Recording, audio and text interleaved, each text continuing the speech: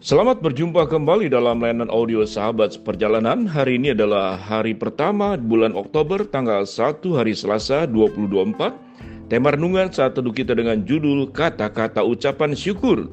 Firman Tuhan terambil dalam Kolose pasal 3:16 sampai dengan ke-17. Hendaklah perkataan Kristus diam dengan segala kekayaannya di antara kamu, sehingga kamu dengan segala hikmat mengajar dan menegur orang akan yang satu dengan yang lain, dan sambil menyanyikan mazmur dan puji-pujian nyanyian rohani, kamu mengucap syukur kepada Allah di dalam hatimu. Dengan segala sesuatu yang kamu lakukan dengan perkataan atau perbuatan, lakukanlah semuanya itu dalam nama Tuhan Yesus, sambil mengucap syukur oleh Dia kepada Allah Bapa kita. Mari kita berdoa. Bapa di dalam surga, kami diberikan karunia untuk bisa berbicara dan berkata-kata. Biarlah kami berbicara dan berkata-kata di dalam koridor kebenaran firman Allah. Dalam nama Tuhan Yesus kami berdoa, amin.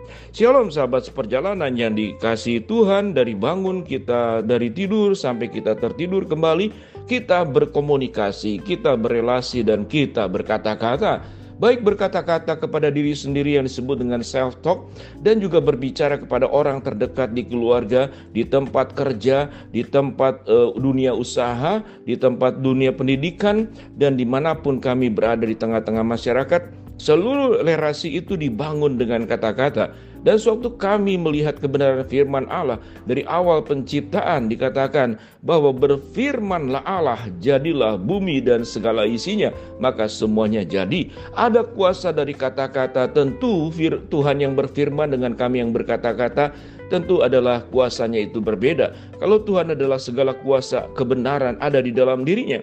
Namun setiap kata-kata yang kita keluarkan itu punya potensi, punya pengaruh, punya kuasa yang bisa berdampak positif atau berdampak negatif.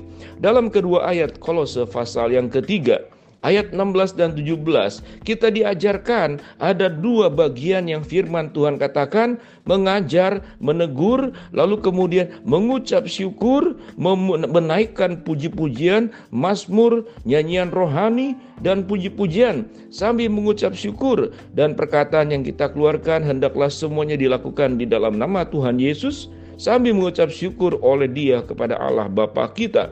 Kedua ayat yang sangat kaya, sewaktu kita baca kembali berulang-ulang kedua ayat ini, akan sangat menolong bagaimana kita dibimbing oleh Tuhan dan firman-Nya di dalam berkata-kata. Apa mayoritas dari kedua ayat ini? Yaitu ucapan syukur dan nyanyian, mazmur yang disampaikan.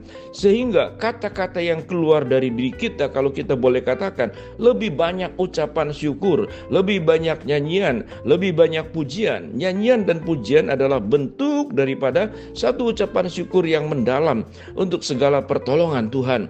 Dan itu dikatakan ditujukannya semuanya adalah di dalam nama Tuhan Yesus Kristus. Sehingga kata-kata yang kita keluarkan, nyanyian pujian yang kita keluarkan, itu berdasarkan seperti yang Kristus lakukan. Karena firman Tuhan berkata di dalam nama Tuhan Yesus. Di setiap doa kita selalu tutup adalah di dalam nama Tuhan Yesus kami berdoa. Namun dalam keseharian hidup kita berelasi dan berkata-kata, engkau harus berkata-kata di dalam nama Tuhan Yesus. Bukan untuk membenarkan perkataan kita, tapi perkataan kita benar seperti tuntunan dari kebenaran firman Tuhan itu sendiri.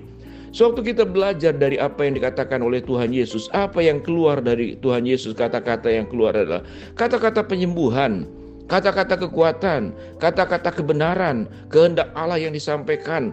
Tujuan hidup dari Kristus yang datang ke dalam dunia adalah kemudian menyelamatkan manusia, menggenapi semua rencana daripada keselamatan kepada manusia, membawa dampak.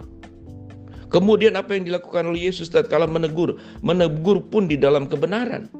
Yesus menegur dengan cara keras, namun di dalam diri Yesus tidak ada kebencian. Di dalam diri Yesus tidak ada keinginan untuk menghilangkan orang, tapi berbicara tentang dosa. Dan sewaktu kemudian berbicara tentang dosa, kita sudah pasti dan kita sudah meyakini Kristus tidak berdosa. Sehingga tatkala Yesus mengucapkan kata-kata teguran dosa, Yesus sendiri pribadi yang tidak berdosa. Di dalam ajaran Tuhan Yesus dikatakan, kalau engkau ada dosa yang masih menghalangi dirimu, dan engkau mau mempersembahkan sesuatu kepada Allah, maka engkau berhentilah untuk berniat persembahan dulu. Selesaikan urusanmu dengan sesamamu manusia, barulah engkau datang membawa persembahan. Sahabat seperjalanan, mari kita kembali tentang kata-kata ucapan syukur. Kata-kata ucapan syukur adalah punya makna juga. Kita akan melihat lebih banyak hal-hal kebaikan yang ada di sekitar kita dan bukan hal-hal keburukan. Sewaktu kita berrelasi dengan Tuhan di dalam doa, mengucapkan kata-kata syukur kita kepada Allah, dan kita melihat seluruh kebaikan-kebaikan Allah dalam hidup kita, yang keluar adalah kata-kata syukur, doa syukur, pujian, mazmur, kidung, nyanyian rohani yang kita sampaikan kepada Allah.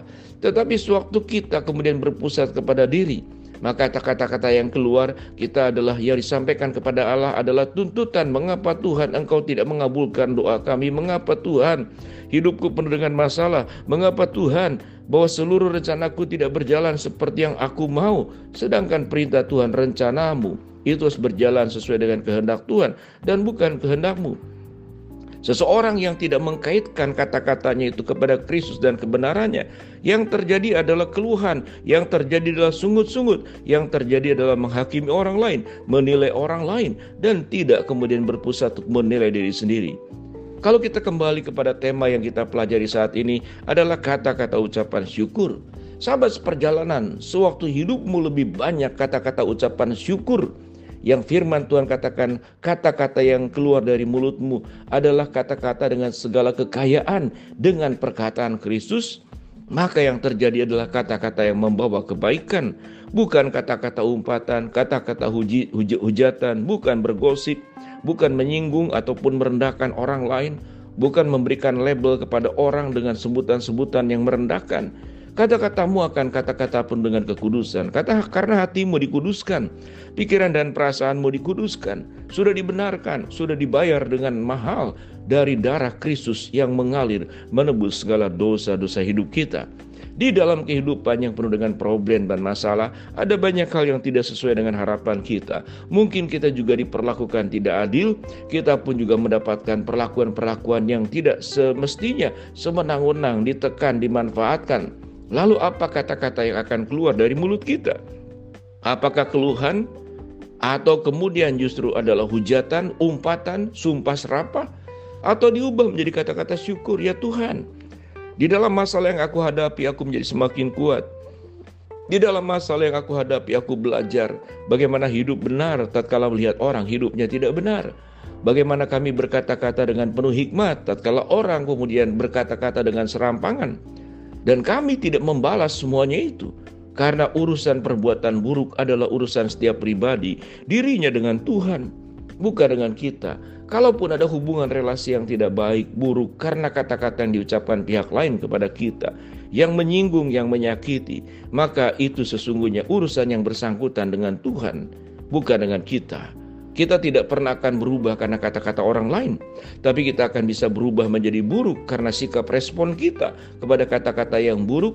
Kemudian kita sikapi juga dengan kata yang sama, dengan kata yang buruk sebagai balasannya. Mari sahabat seperjalanan, jadilah orang bijaksana, jadilah orang berhikmat, dan biarlah perkataan Kristus ada di dalam diri kita dan bukan perkataan yang berdosa. Kali kita berdoa. Bapa dalam surga, terima kasih buat kebenaran firman Allah yang kami pelajari. Biarlah hamba-Mu terus menjadi pribadi yang berkata-kata dengan perkataan Kristus. Hamba-Mu berdoa buat sahabat seperjalanan yang sakit, Tuhan jamah sembuhkan. Sahabat seperjalanan yang sedang menghadapi masalah, Tuhan bukakan jalan. Sahabat seperjalanan yang sedang berdoa mengharapkan sesuatu, Tuhan kabulkan dengan cara dan waktu Tuhan yang terbaik. Di dalam nama Tuhan Yesus kami berdoa. Amin.